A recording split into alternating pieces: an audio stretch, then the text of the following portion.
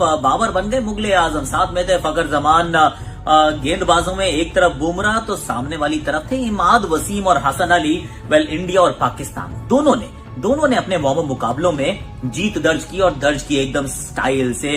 पाकिस्तान बहुत सारे ओवर रहते थे तब मुकाबला जीत गया। भारत के पास गेंदें 6 बची थी लेकिन 6 विकेट भी तो थी हाथ में। भारत ने हराया इंग्लैंड को, पाकिस्तान ने हराया वेस्ट इंडीज को।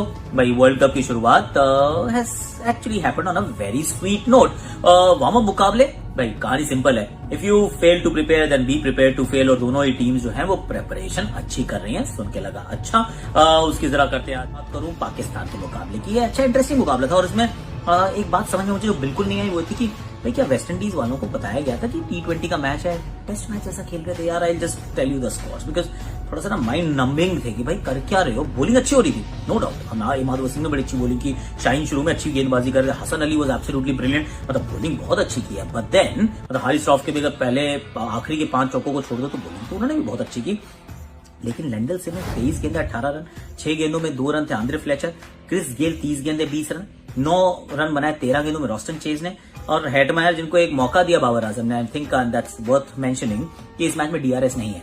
हेटमायर को अंपायर ने आउट दे दिया था, वो चेन की आवाज आई थी, बेचारे डिसअपॉइंटेड थे, बाबर ने उनको वापस बुला लिया। So well done Babar, I like that sportsman spirit. अगर आप IPL में होते तो आपको प्ले वो कहते हैं ना फेयर प्ले अवार्ड भी दे देते हैं, कर देते हैं ऐसा, मतलब अच्छा आपने काम किया, you should be the role model. पर उसके बाद भी उनके चौके चौके मारने के बाद भी ऐसा नहीं कि हेटमायर ने कोई बहुत रन बनाए हो, 28 रन बनाए 24 गेंद। मुझे कहते हैं ना जो क्लास ऑफ बाबर आजम वो that came to the four. अच्छा खेलते हैं खिलाड़ी, मुझे खास पसंद है।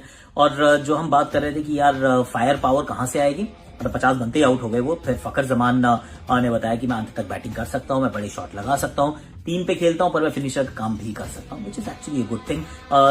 हफीज पहली बॉल पे आउट हो गए पर शोएब मलिक ने एंड में आके सिंगल करके बहुत सारे ओवर बचे थे यार। इनफैक्ट 15.3 ओवर में मैच जीत गया Pakistan. So the big takeaway is once again bowling unit has look good.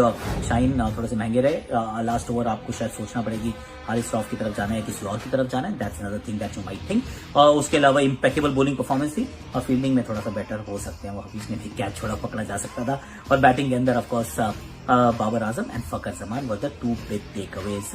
अब आज के लिए इतना ही है भैया। Well done team India, well done team Pakistan. दोनों पड़ोसी मुल्कों ने भाई वर्ल्ड कप की शुरुआत अच्छी किया, वार्म अप मुकाबले ही सही, पर we are all preparing well, that's what we wanted to do.